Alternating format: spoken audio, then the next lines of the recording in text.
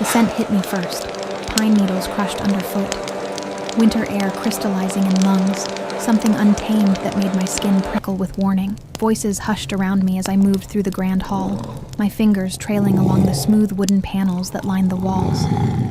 The mating ceremony was in full swing, a cacophony of sound that both guided and disoriented me, glasses clinking, nervous laughter, the rustle of formal attire, and beneath it all, the low thrum of anticipation that vibrated through the floor. "Just find an empty seat, Evelyn," my sister Mara whispered, her hand briefly touching my elbow before disappearing. I knew what she wasn't saying, that she had her own prospects to pursue tonight, that babysitting her blind Omega sister wasn't part of her plan. I couldn't blame her. In our pack, the annual mating ceremony represented opportunity, the chance to form alliances, to be chosen, to rise in status. For someone like me, it represented something else entirely. Another reminder of my place at the edges. I clutched my grandmother's pendant tighter, feeling the worn silver warm against my palm. "Trust what you sense beyond sight," she'd told me before she died, pressing the crescent moon charm into my hand when I was just 12. "Your other senses will never lie to you." 7 years later, her words remained my anchor in a world designed for those who could see. The pendant was my only inheritance. That, and the rare Omega abilities that had manifested alongside my blindness. Our pack viewed these gifts as compensation for my defect, a cosmic balancing that still left me firmly at the bottom of our hierarchy, an Omega who could sense emotions, who could sometimes calm a room with her presence, but who needed a guide to navigate the simplest paths, hardly prime mating material. My cane tapped rhythmically as I moved forward, counting steps the way I always did. 27 from the entrance to where the tables began. The servers had described the layout earlier. 12 round tables arranged in a horseshoe, with the high table at the front, reserved for the visiting Alpha King and his delegation. Our own pack leaders would join them there, along with the most promising candidates for potential matches.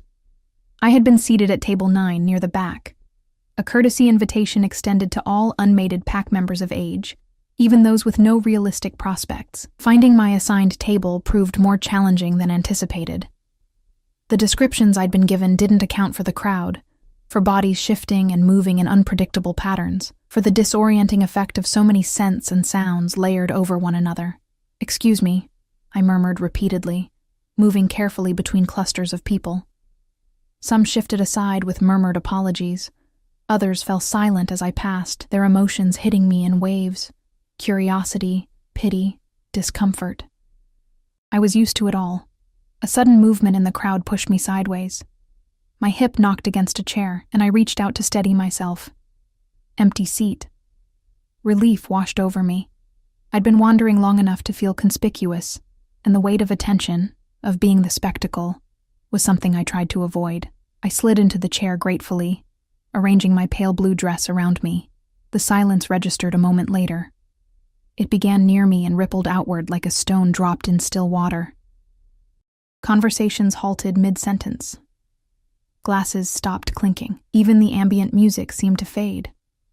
The silence had texture, a thickness that pressed against my skin. "You seem lost," said a voice beside me, low and controlled, but with something untamed beneath the surface. The scent intensified, pine and winter, and something else. Something that made my Omega instincts simultaneously urge retreat and surrender. Power. It radiated from him like heat from a flame. "I was looking for table 9, I replied, keeping my voice steady despite the sudden dryness in my throat. "I apologize if I've taken someone's seat." A soft sound, almost a chuckle, but not quite. "You're at the high table. My table." Understanding crashed over me like ice water. The high table. The Alpha King's table. Horror rooted me to the spot as I realized my mistake. Of all the tables in the hall, I had blundered my way to the most forbidden one, had sat myself beside the most powerful shifter in 3 territories. "I'm so sorry," I whispered, gripping the edge of my seat to rise. "I didn't..." "Stay." One word, spoken quietly but with absolute authority. It wasn't a request.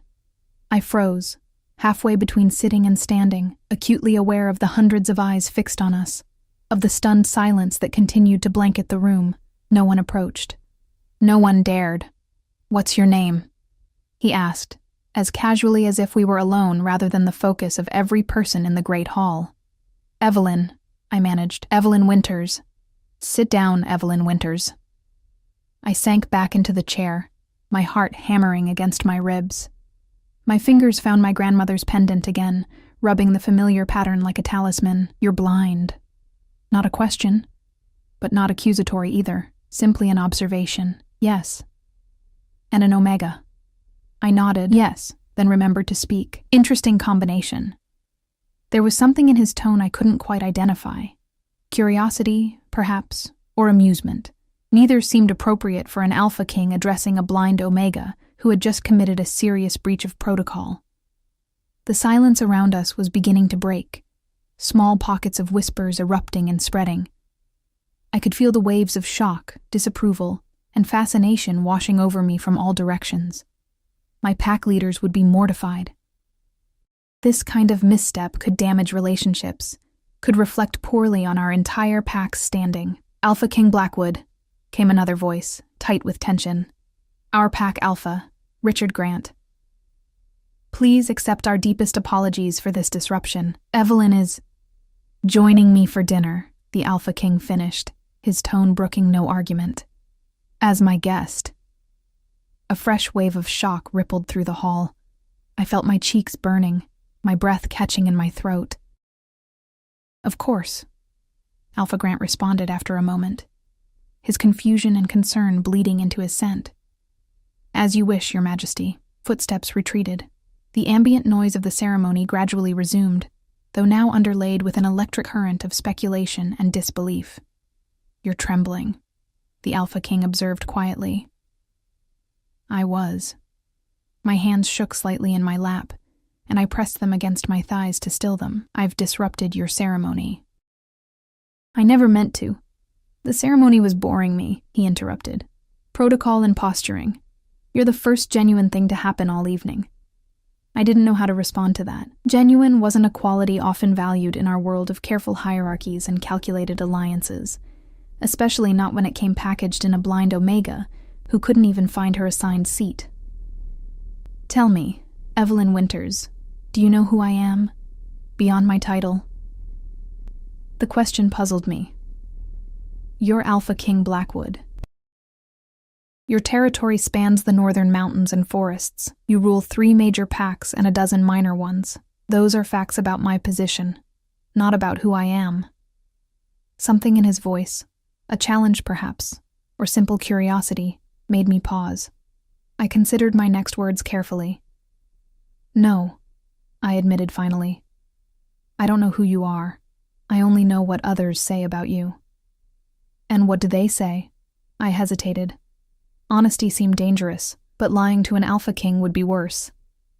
"They say you're powerful, ruthless when necessary, that you've brought prosperity to your territories, but that you rule with an iron fist, that you've rejected every potential mate presented to you for the past 5 years." A soft exhale, almost like satisfaction, accurate enough. "And what do you sense about me, Evelyn Winters? Beyond what you've been told?" The question startled me. Few people acknowledged my abilities. Fewer still invited me to use them. I hesitated, then tentatively extended my senses toward him. Alpha emotions were notoriously difficult to read. Their energy ran hotter, more controlled, layered with complexity that could overwhelm an unpracticed Omega. But beyond the intimidating power that radiated from him, I sensed something unexpected. Loneliness. Not the simple absence of company, but something deeper, more profound. The isolation of someone perpetually surrounded yet never truly seen. "Sadness," I said softly before I could reconsider. "Loneliness, frustration. You're tired of something. Or someone." I stopped abruptly, horrified at my own boldness. The silence between us stretched, taut with tension. I braced myself for anger, for dismissal. "Remarkable," he said finally, his voice so low I almost missed it. "Most people see only what they expect to see." "I don't see it all," I reminded him, a small, nervous smile tugging at my lips before I could stop it. His laugh surprised me, deep and genuine. It rumbled through the air between us. Conversation around us stuttered again as heads turned in our direction. No, I suppose you don't. There was a smile in his voice. Perhaps that's why you see more clearly than most. Before I could respond, there was a flurry of movement and the sounds of servers approaching with the first course. The clink of fine china and silver, the subtle thud of crystal glasses being placed, the rich aromas of expensive food wafting through the air. "May I?" he asked, and before I could determine what he was asking permission for, I felt his hand cover mine on the table. His touch sent a jolt through me, warm, strong fingers curling around mine with surprising gentleness. The table setting is elaborate. I'll guide you. It was unheard of. An Alpha King, the Alpha King, personally assisting an Omega with something as mundane as navigating a place setting. I could feel the shock emanating from those around us, could practically hear the thoughts racing through their minds. What game was he playing? What did he want with the blind Omega girl? But his touch held no ulterior motive that I could sense, only a straightforward desire to help. And beneath that, something that felt strangely like curiosity. "Thank you," I murmured, allowing him to guide my hand to each item, describing their positions with the precision of someone accustomed to giving clear commands. Wine glass at 2:00, water at 12, salad fork outermost on your left, dinner fork next to it, knife and soup spoon to your right. His voice remained low, meant only for me, despite the strained attention of everyone around us. As he spoke, his thumb traced small circles on the back of my hand, an unconscious gesture that seemed at odds with the composed Alpha King everyone feared. "You've done this before," I observed, surprised by the ease with which he guided me. A brief hesitation. My mother lost her sight in her final years. The simple admission, personal, almost vulnerable, surprised me more than anything else that had happened. Alpha Kings didn't share personal details, didn't expose potential weaknesses, especially not with random Omegas they'd just met. "I'm sorry," I said softly. It was a long time ago. His hand withdrew from mine, and I felt the sudden absence of his warmth like a physical thing. The first course arrived, and conversation around us gradually resumed, though I could feel the weight of attention still fixed firmly on our unlikely pairing. Questions hung in the air, unasked but pressing. Why would the Alpha King, known for his exacting standards and rejection of countless suitable matches, show such marked attention to a blind Omega from a minor pack? I had no answers, only the pendant warm against my skin, my grandmother's words echoing in my mind. "Trust what you sense beyond sight." And what I sensed from the Alpha King beside me was far more complex than the simple ruthlessness of his reputation. As the first course progressed, I became increasingly aware of how my presence beside Alpha King Blackwood had disrupted the carefully orchestrated event. Whispers fluttered around us like nervous birds, and I could feel the stares, some curious, others hostile, boring into me from all directions. The women who had been positioned strategically at the high table, potential mates carefully selected for their bloodlines and abilities, radiated resentment that prickled against my skin. "They're all watching us," I murmured, keeping my voice low enough that only he could hear. "Let them," he replied, unconcerned.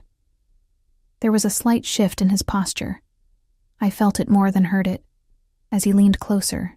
"Are their judgments bothering you, Evelyn?" The way he said my name sent an unexpected shiver down my spine.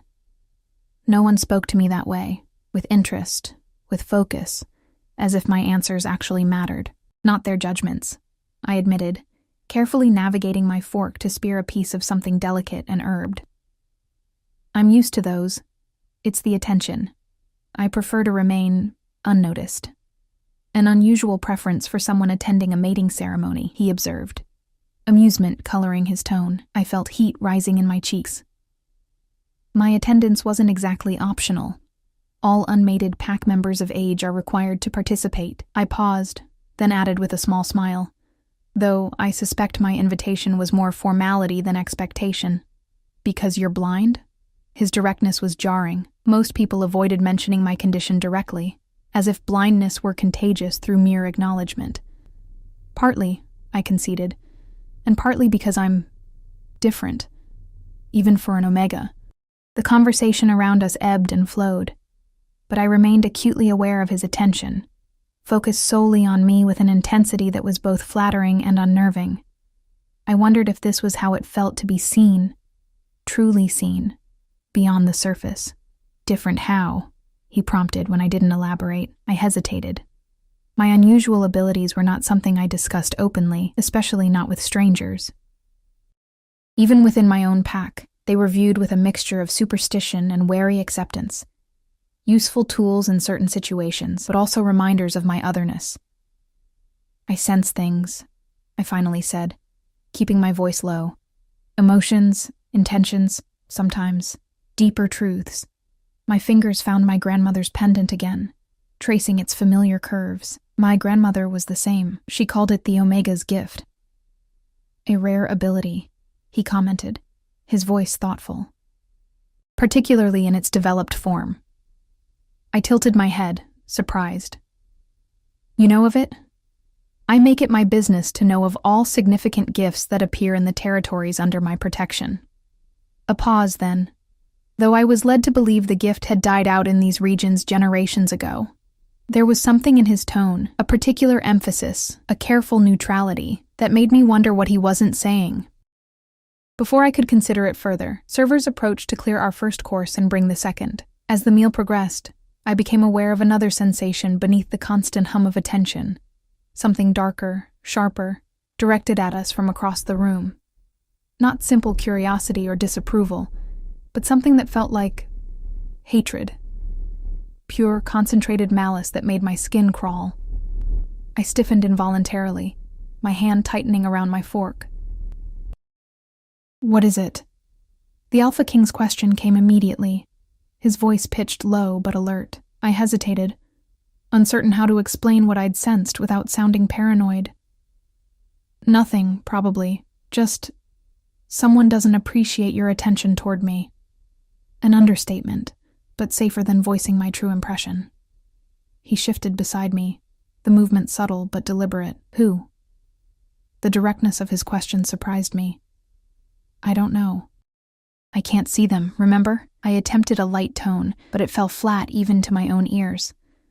"But you can sense them," he countered. "Your gift. Use it." It wasn't a request. Despite his gentle tone, the command of an alpha lay beneath the words.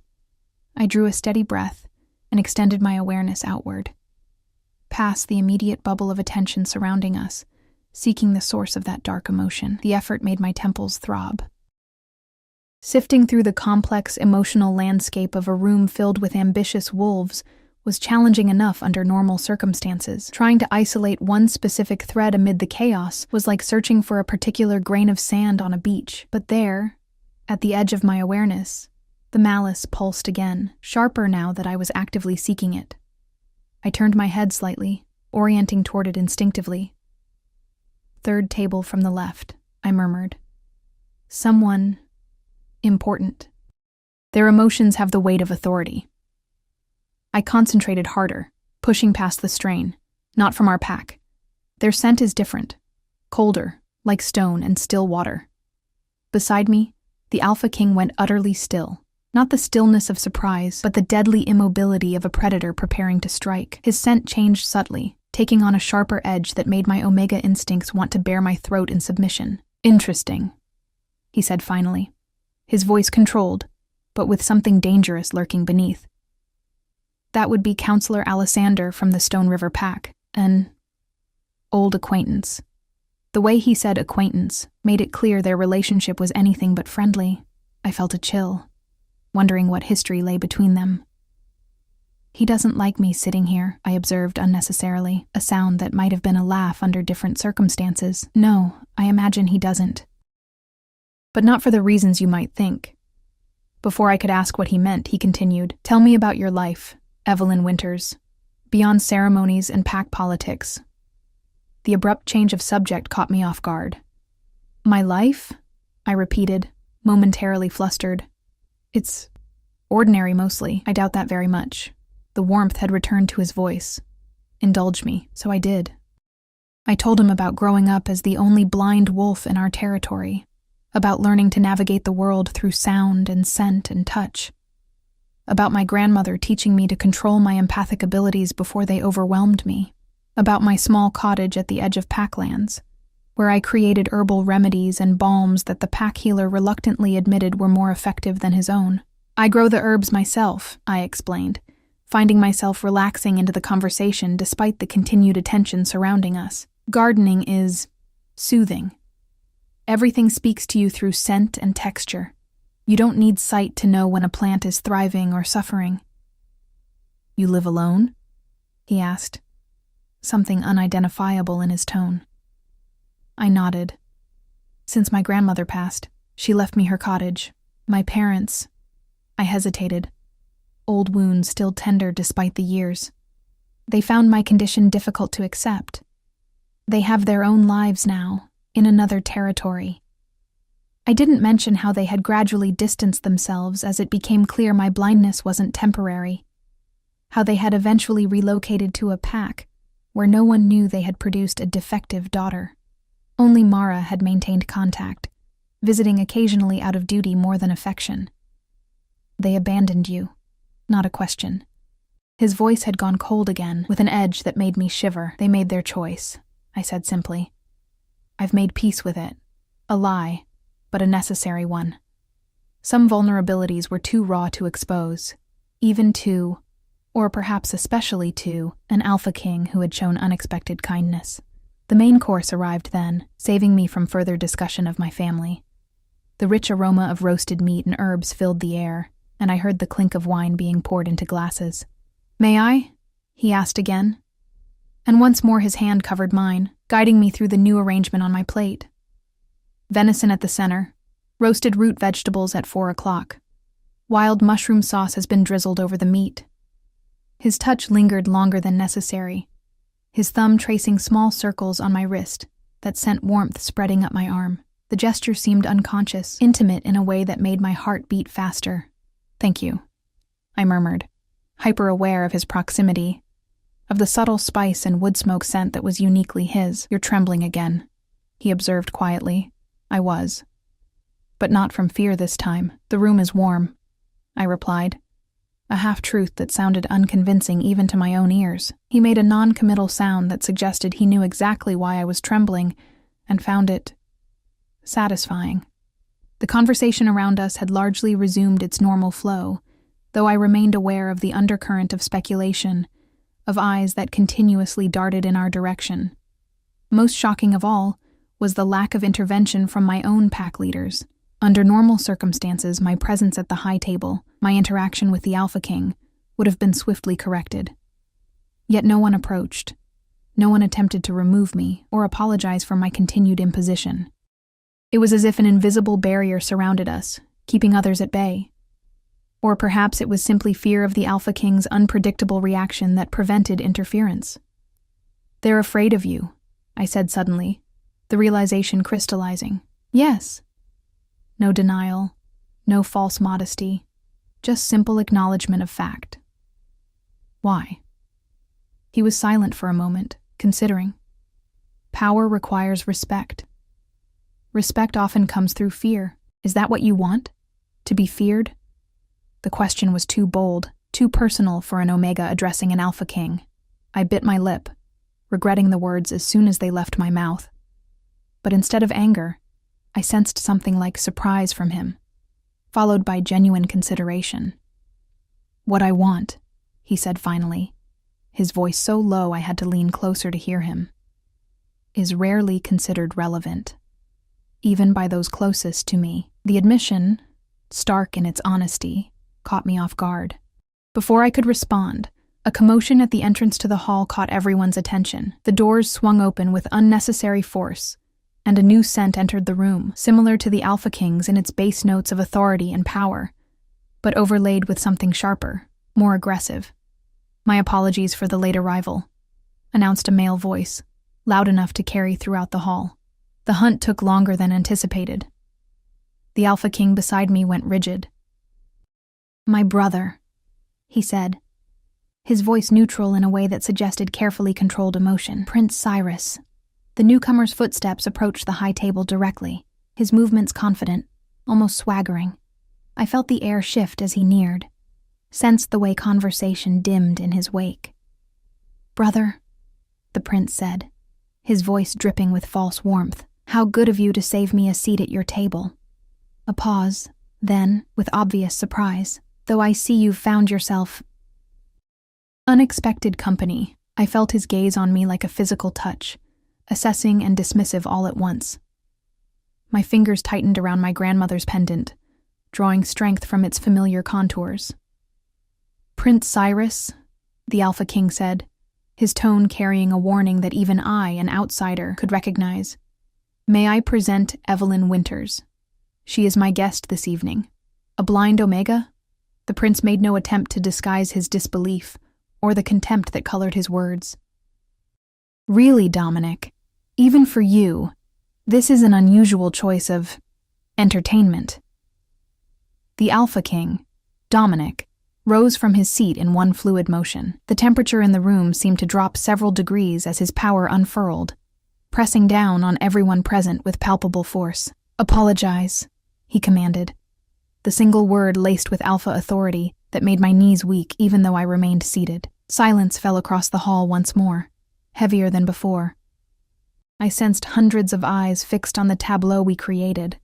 The standing Alpha King, radiating cold fury, the prince, whose surprise had shifted to calculation, and me, caught between them, uncertain and increasingly uncomfortable. "Come now, brother," Prince Cyrus said, his tone conciliatory, though I sensed no genuine remorse. "Surely you haven't developed such delicate sensibilities. I meant no offense to your guest." "Yet offense was given," Dominic replied, his voice deadly quiet. "Apologize to Lady Winters. Now." Lady Winters, the honorific, typically reserved for wolves of significant status, sent a ripple of shock through the room. From the prince, I sensed a flash of genuine anger quickly masked by careful control. "My apologies, Lady Winters," he said, the words formal and empty. I spoke without thought. I inclined my head slightly, unsure of the proper protocol for accepting an apology from royalty. "No harm done, Your Highness." Dominic remained standing until his brother had moved away to take a seat elsewhere at the high table. Only then did he lower himself back beside me, his movements controlled, but with an underlying tension that hadn't been there before.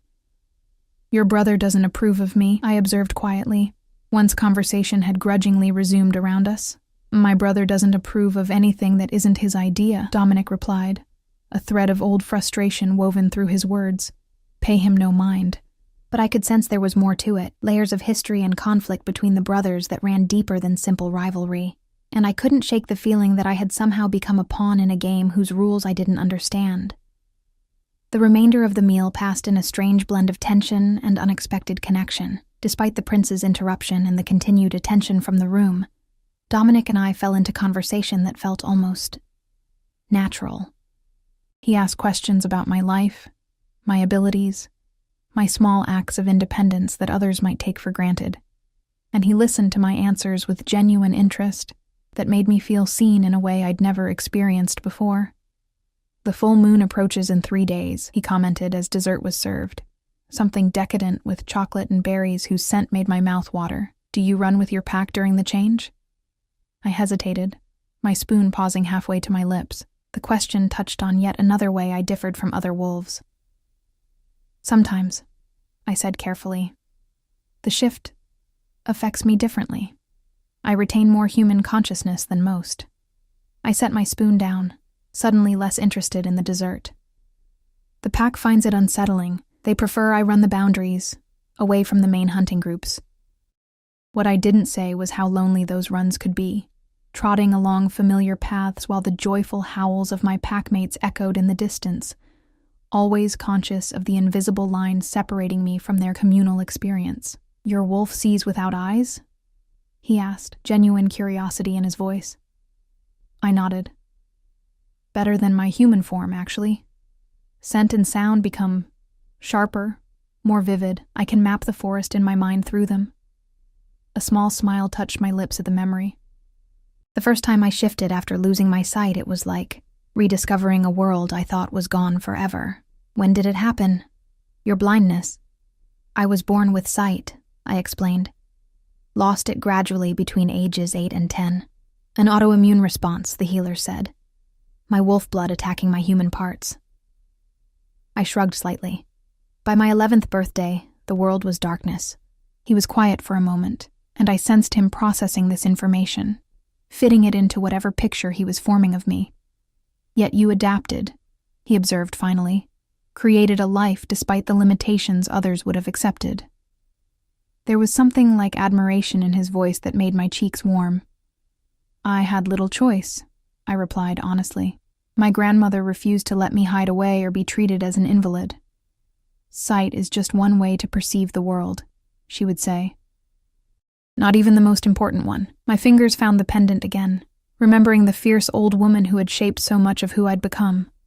Dominic noticed the gesture. That pendant. You touch it often. It holds significance for you. It was hers, my grandmother's. I hesitated, then lifted the silver crescent moon on its chain, holding it out slightly. Would you like to see it?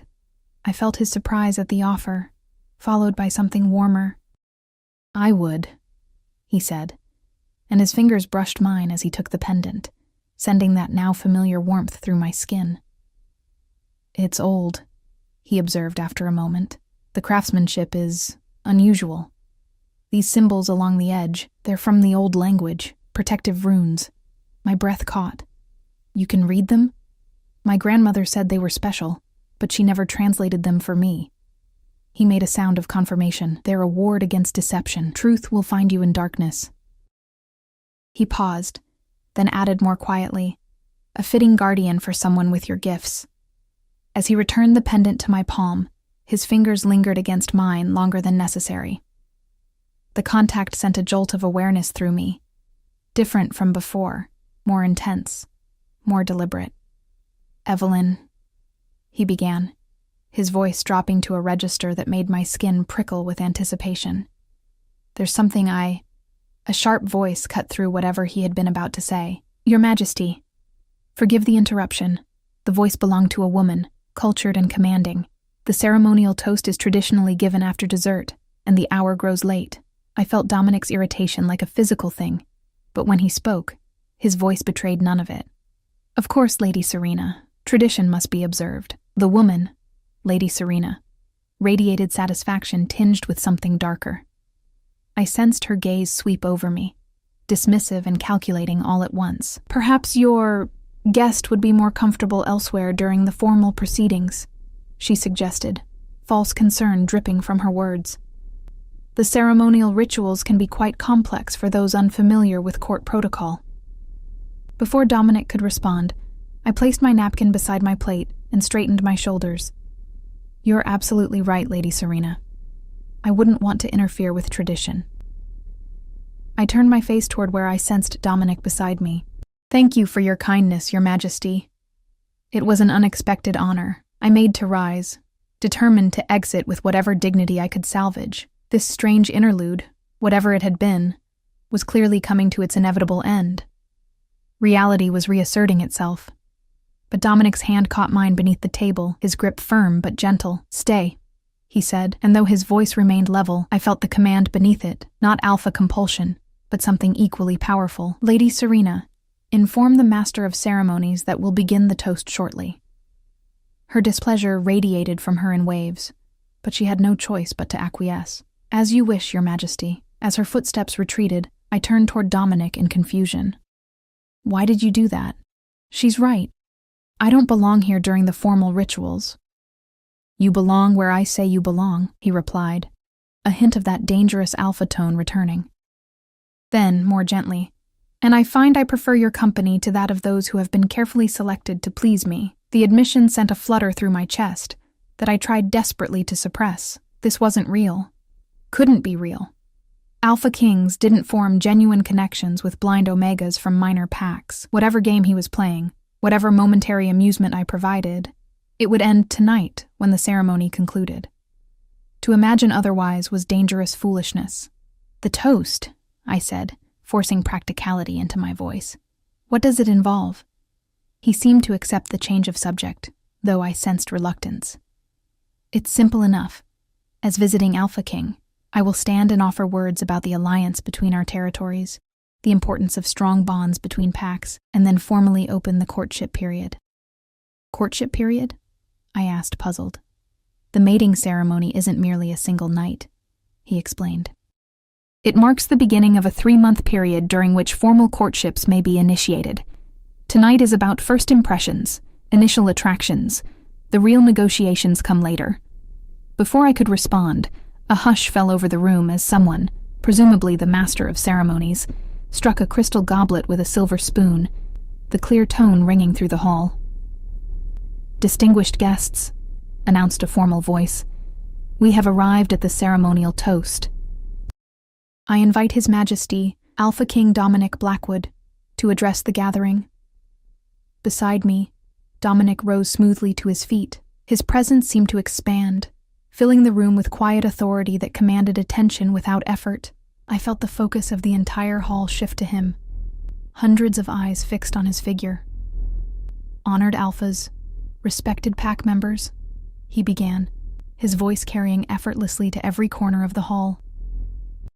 "We gather tonight as we have for generations, to celebrate the bonds between our territories, to strengthen old alliances and forge new ones." His speech continued, touching on shared history, mutual protection, and the prosperity that came from cooperation. His words were perfectly appropriate, traditionally minded, and yet something about his delivery felt perfunctory, as if he were reciting lines he had spoken many times before without true investment. "As is tradition," he continued, approaching what I assumed was the conclusion, "tonight marks the opening of the formal courtship period. For 3 moons, those who have found potential matches may pursue their interests according to ancient custom and protocol." He paused, and I sensed a shift in his demeanor, something more authentic breaking through the formal facade. "Tradition serves a purpose," he said, his tone subtly different. "It provides structure, continuity, a bridge between past and future. But tradition without growth becomes stagnation. Ritual without meaning becomes empty performance." A murmur rippled through the crowd. This was clearly not part of the expected speech. "I have attended 7 mating ceremonies as Alpha King," Dominic continued, an edge entering his voice. "I have observed the rituals, spoken the words, and watched the same elaborate dance of politics and positioning play out year after year. I have been presented with candidates deemed suitable based on bloodlines, political advantage, and superficial qualities that have little bearing on true compatibility." The murmur grew louder. I felt the shock emanating from the crowd, the uncertainty and confusion. Beside me, Prince Cyrus's emotions spiked with alarm, and something that felt almost like glee. "Tonight," Dominic said, his voice cutting through the growing whispers, "something unexpected occurred, something genuine in the midst of calculation. And it has reminded me of what these ceremonies were originally intended to celebrate. Not strategic alliances, but authentic connection." My heart began to pound as I sensed his attention shift toward me. Surely he wasn't. "Therefore, I am exercising my right as Alpha King to formally declare my interest in courtship." The hall erupted in excited whispers. This was clearly unexpected, but not unprecedented. The visiting Alpha King choosing a mate from among the candidates was a coup for any pack. But then Dominic continued, his voice cutting through the speculation. "My interest is in Evelyn Winters of the Crescent Valley Pack." Silence. Complete stunned silence fell over the entire hall. My ears rang with shock. I couldn't have heard correctly. The Alpha King had just publicly declared interest in me, a blind Omega with no status, no political value, nothing to recommend me except what? What possible reason could he have for such a declaration? I felt hundreds of emotions hitting me at once from all directions: shock, outrage, disbelief, jealousy, calculation, triumph, fury. The onslaught was overwhelming, making my head spin and my breath catch. "This is absurd." The voice belonged to Prince Cyrus, who had apparently risen to his feet. "Brother, you cannot be serious. She's blind, an Omega, from a minor pack with no strategic value. The council will never. The council does not select my mate." Dominic cut in, his voice deadly quiet. "That right belongs to me alone, as written in our most ancient laws." But she's... Enough. The single word carried such alpha command that even I felt its force like a physical pressure. My declaration stands. I sat frozen, unable to process what was happening. This couldn't be real. It had to be some kind of political maneuver. Some game being played between brothers or between rival factions that I didn't understand. Evelyn. Dominic had turned toward me, his voice gentler. I formally request your permission to court you according to pack law. You are under no obligation to accept. Another shock rippled through the room at these words. An Alpha King asking permission rather than simply claiming what he wanted. It was unprecedented. I swallowed hard, trying to find my voice despite the chaos of emotions swirling around me, despite my own confusion and disbelief. Your Majesty, I began, my voice embarrassingly unsteady. I don't understand. We've only just met. You know nothing about me. I know more than you might think, he replied, something enigmatic in his tone, and I wish to know more still. That is the purpose of courtship, is it not? A flash of anger cut through my confusion. Was this a joke to him? Some amusement to break the monotony of formal proceedings? With respect, Your Majesty, I said, keeping my voice low enough that only those at our table could hear. I have no interest in being a novelty or a political statement. Instead of anger, I sensed something like admiration from him. Good, he said simply. Neither do I. Before I could respond, another voice cut through the tension. Alpha Grant of my own pack, his tone a strange mixture of deference and disbelief. Your Majesty, while we are honored by your interest in one of our pack members, perhaps this discussion would be better continued privately after the ceremony has concluded. Dominic considered this for a moment. You're right, Alpha Grant. The formal proceedings should continue. He raised his voice to address the entire hall once more. The courtship period is now open. May the moon guide each of you to worthy matches. With those traditional words, he sat down beside me again, seemingly unconcerned with the chaos his announcement had caused. Around us, conversation slowly, reluctantly resumed, though now entirely focused on what had just transpired. You've created quite a stir, I observed, still trying to process what had happened. Good, he replied, and I could hear the smile in his voice. These ceremonies have become far too predictable. Is that what this is about? Disrupting expectations? He was quiet for a moment, and when he spoke again, his voice had lost its lightness. No, Evelyn. It's about something far more important than that. Then what? I asked, frustration finally breaking through my composure. What possible reason could the Alpha King have for declaring interest in someone like me? His hand found mine under the table, his fingers intertwining with mine in a gesture that felt startlingly intimate. Because when you sat beside me, he said quietly, you were the only person in this room who saw me as a man rather than a crown. And that, Evelyn Winters, is rarer than you could possibly imagine. His words left me speechless, a flutter of something dangerous, something like hope, rising in my chest despite my determination to remain practical. Before I could formulate a response, a new commotion drew the attention of the hall. The main doors swung open with ceremonial slowness, and a hush fell over the gathering. The scent that entered was unfamiliar, yet carried notes that reminded me of Dominic and Cyrus, family resemblance in olfactory form. The Queen Mother, Dominic murmured beside me, his hand withdrawing from mine as he rose to his feet. Around us, chairs scraped, as others followed suit in a wave of deference. I stood as well, uncertain of the protocol, but unwilling to remain seated when everyone else had risen. The Queen Mother's footsteps approached with measured dignity, accompanied by the subtle rustle of expensive fabric and the faint chime of jewelry. My son, she greeted, her voice cultured and controlled. I apologize for my late arrival. The journey from the Northern Palace was delayed by unexpected weather. Mother, Dominic replied, formality edging his tone. We're honored by your presence. I sensed her attention shift, focusing on me with laser precision. Her assessment was palpable, like fingers brushing across my skin.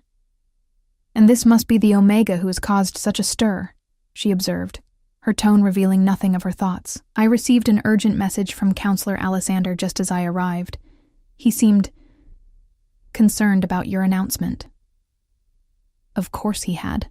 I suppressed a grimace, imagining the frantic communications that must have been happening behind the scenes while Dominic and I sat talking about herbs and moonlight runs. "Evelyn Winters," Dominic said. "May I present Queen Mother Alara Blackwood?" I dipped into what I hoped was an appropriate curtsy. "Your Majesty, it's an honor."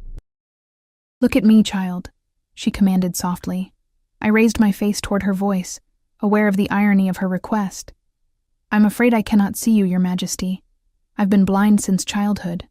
"I'm aware," she replied, surprising me. Then, even more surprisingly, she reached out and gently took my face in her hands, her touch cool and assessing. I remained perfectly still, conscious of the hundreds of eyes watching this unusual interaction. Her fingers traced the contours of my face with delicate precision, lingering briefly at my temples. The touch wasn't invasive, but felt ceremonial somehow, ancient. "Interesting," she murmured, so quietly that perhaps only Dominic and I could hear. Her hands fell away. "You have your grandmother's features, especially around the eyes." I froze. "You knew my grandmother?" The Queen Mother didn't answer directly. Instead, she turned to address her son. "A private word, Dominic. Now." It wasn't a request.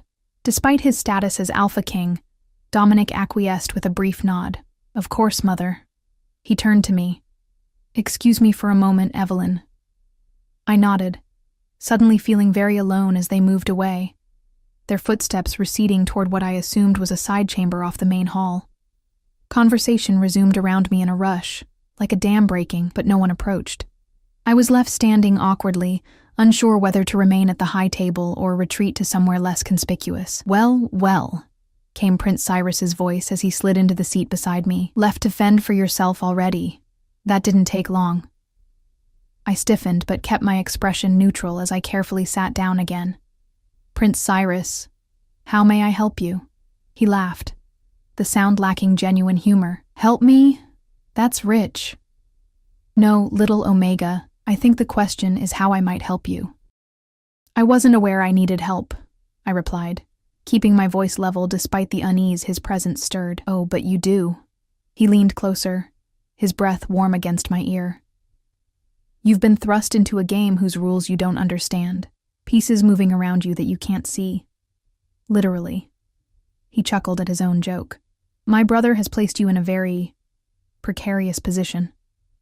I turned my face toward him, refusing to be intimidated. "And you're concerned for my welfare? How thoughtful." "Let's call it curiosity," he replied, unperturbed by my sarcasm. "I wonder what my brother sees in you that warranted such a dramatic declaration.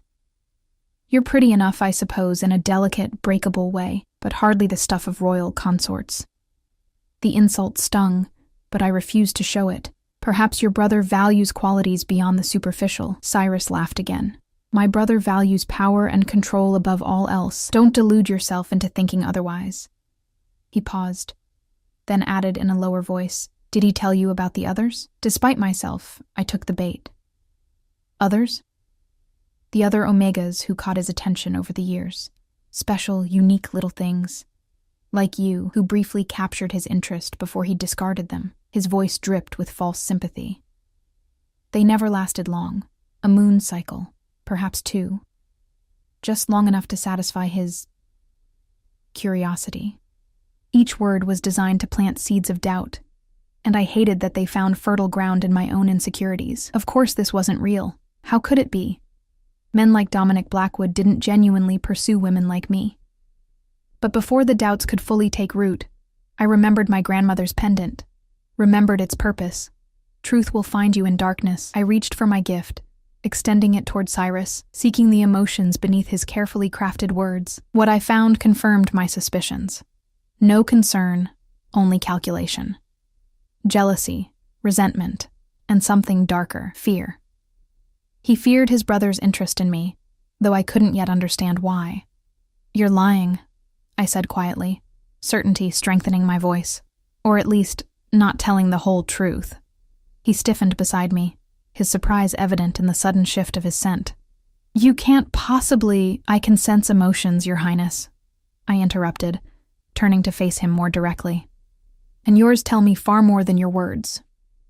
For a moment, he said nothing.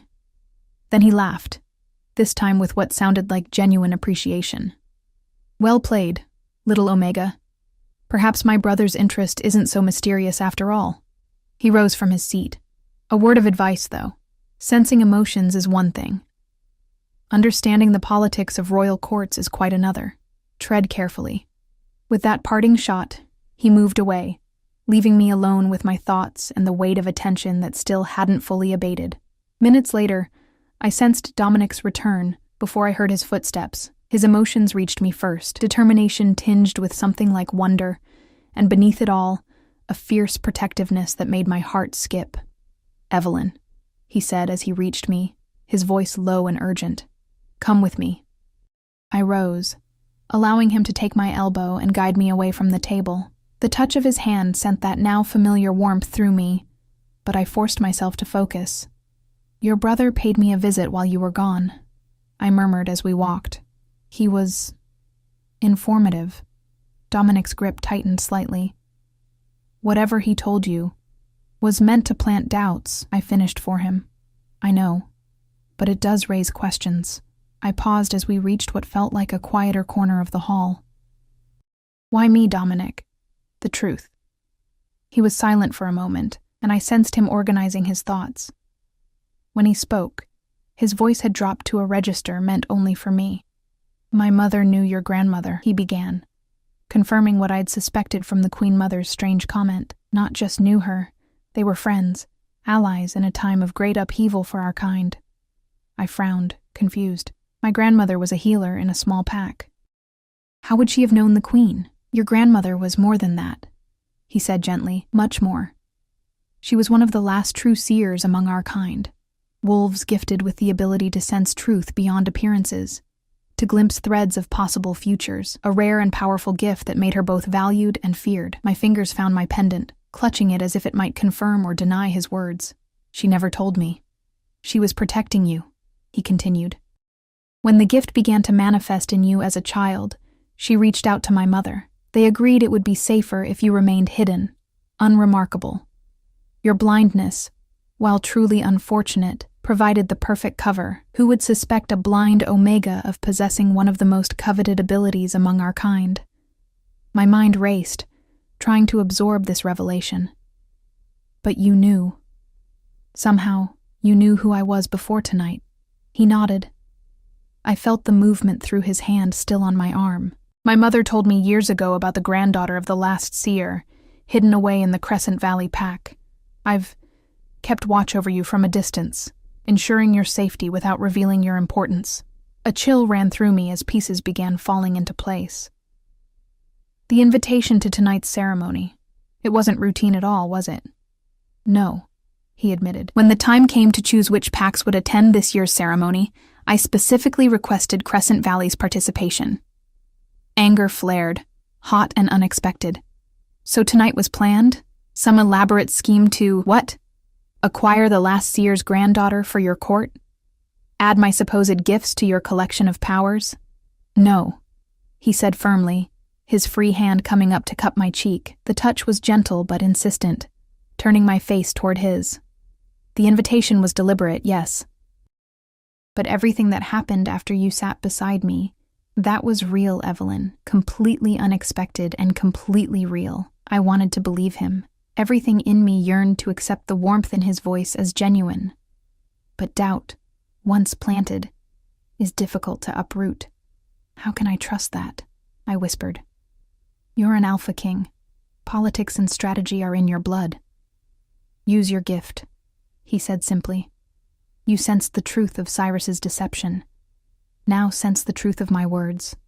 It was a fair challenge. I drew a steadying breath and opened my senses fully to him, reaching past the surface to the emotions beneath. What I found nearly took my breath away. A complex tapestry of feelings, rich and deep. Admiration, fascination, protectiveness, and something tender unfurling at its center, new, but growing stronger by the moment. No calculation, no cold strategy, Just a man discovering something precious and unexpected. Oh, I breathed, momentarily overwhelmed by the intensity of what I'd sensed. His thumb traced a gentle arc across my cheekbone. Do you believe me now? I nodded slowly, unable to deny what my gift had shown me so clearly. But I still don't understand. You're the Alpha King. You could have any mate. Someone who would bring political advantage, military strength, ancient bloodlines. I've been offered those matches for years, he replied, a hint of his earlier frustration returning. Partnerships built on everything except what truly matters. His voice softened. Tonight, when you sat beside me, when you saw past the crown to the man beneath, you gave me something I haven't experienced in years. A genuine connection, free from calculation or agenda. My heart pounded as he continued, his voice dropping lower. And when I sensed your gift, the true depth of it, far stronger than even my mother had described, I understood why fate had brought you to my table tonight. The last seer's granddaughter and the Alpha King, both trapped by expectations neither of us chose. So what happens now? I asked, hardly daring to breathe. Now, he said, I formally request your permission to court you, Evelyn Winters, not because of your lineage or your gift, but because I wish to discover if what began tonight might grow into something neither of us expected to find. The sincerity in his voice was unmistakable, even without my gift to confirm it. Still, caution made me hesitate. Courtship doesn't mean commitment, I said carefully. It means time to learn whether we suit, whether this connection is real, or simply the novelty of something unexpected. He laughed softly, the sound warming me from within, practical even now. Yes, that's exactly what it means. I took a deep breath, aware that my next words would set me on a path from which there would be no easy return. Then yes, Alpha King Dominic Blackwood, you have my permission to court me according to pack law. His relief and joy washed over me like a physical touch. Before I could react, he raised my hand to his lips, pressing a kiss to my knuckles that sent electricity racing up my arm. The ceremony will conclude soon, he murmured against my skin, and then we'll have much to discuss, away from prying eyes and ears. As if his words had summoned them, I sensed approaching footsteps, multiple sets, moving with purpose. Your Majesty, came Counselor Alessander's voice, tightly controlled, but with undertones of barely suppressed outrage. The council requests an immediate audience regarding your unprecedented announcement. Dominic straightened, but didn't release my hand. The council's concerns can wait until morning, Counselor. The ceremony is not yet concluded. With respect, Your Majesty, another voice interjected, female, authoritative, likely another council member. This matter requires immediate attention. The political implications alone are mine to consider, Dominic finished firmly. I have made my declaration according to ancient law. The council has no authority to question it. The tension in the air thickened, a subtle power struggle unfolding around me. I felt Dominic's anger building, controlled but potent, and instinctively placed my free hand on his arm. The touch was light, but I sent a gentle wave of calm through our contact, not manipulation, merely a reminder of peace. He responded immediately, his energy settling beneath my touch. The council members must have sensed the shift, as their own stances became less confrontational. Very well, Your Majesty, Counselor Alexander conceded, though reluctance colored every word. In the morning, then, though I must insist that the traditional protocols for royal courtship be strictly observed. Of course. Dominic agreed smoothly. Lady Winters and I will honor all traditions appropriate to her status. My status. A blind omega from a minor pack, suddenly thrust into the political spotlight. The thought was terrifying. As the council members retreated, I turned to Dominic. I don't know the first thing about royal courtship protocols. You'll learn, he assured me, his thumb tracing circles on the back of my hand in that now familiar gesture. And you won't be alone. My mother has already expressed her intention to guide you. That was both reassuring and intimidating. She approves, then? Of this? I gestured vaguely between us. She recognized your gift immediately, he said. And she remembers your grandmother with great fondness. But more than that. He paused, a smile in his voice. She saw how I look at you. Heat rose to my cheeks. "And how is that, exactly?" "Like a man who has found something long searched for," he replied simply. "Something precious and unexpected." Before I could respond to this disarmingly honest admission, the master of ceremonies announced the formal conclusion of the evening's events. Around us, chairs scraped as people rose, conversation building as the hall began to empty. "Your pack will be returning to their territory tonight," Dominic said, his voice taking on a practical tone. "But as my declared courtship interest, you're entitled to remain as a royal guest if you wish." The implication, leaving behind everything familiar to stay in an unknown palace, sent a flutter of anxiety through me, yet the alternative, returning to my solitary cottage, pretending this night had never happened, seemed equally impossible. "I have nothing with me," I said practically. "No clothes, no personal items. All can be provided," he assured me. "But the choice must be yours, Evelyn. I won't pressure you." I thought of my small garden waiting for morning tending, my herbs that needed harvesting, the comfortable routine of my solitary life. Then I thought of the connection I'd felt with this man in just a few hours. A connection unlike anything I'd experienced before. My fingers found my grandmother's pendant one more time. "Truth will find you in darkness." Perhaps this was what she had been preparing me for all along. "I'll stay," I decided, my voice stronger than I expected, at least for now. To see where this courtship leads. His joy radiated from him like physical warmth. "I was hoping you'd say that." He offered his arm formally. "Shall we depart then? My carriage awaits." As I placed my hand on his arm, I felt countless eyes following our progress toward the exit. Whispers trailed in our wake like autumn leaves, speculation and shock and calculation all swirling together. This night had upended expectations, disrupted carefully laid plans, and set in motion consequences neither of us could fully predict. Yet, as we stepped from the warm hall into the cool night air, the scent of pine and promise surrounding us, I found myself filled with unexpected certainty. Whatever came next, whatever challenges awaited the blind Omega and the Alpha King, we would face them together. The future might be as dark to me as the present, but for the first time in years, I wasn't afraid of what I couldn't see. Some things, after all, were clearer when viewed with the heart, rather than the eyes. And as Dominic helped me into his carriage, his hand steady and warm around mine, I realized that my grandmother had been right all along. I had always possessed everything I needed to find my way through the darkness. I just hadn't expected that the path would lead me here, to a royal carriage, to a new beginning, to the side of an Alpha King who had somehow seen past my blindness to the truth of who I was. As the carriage began to move, carrying us away from the mating ceremony that had changed everything, Dominic's fingers intertwined with mine, a silent promise of what was to come. "What are you thinking?" he asked softly.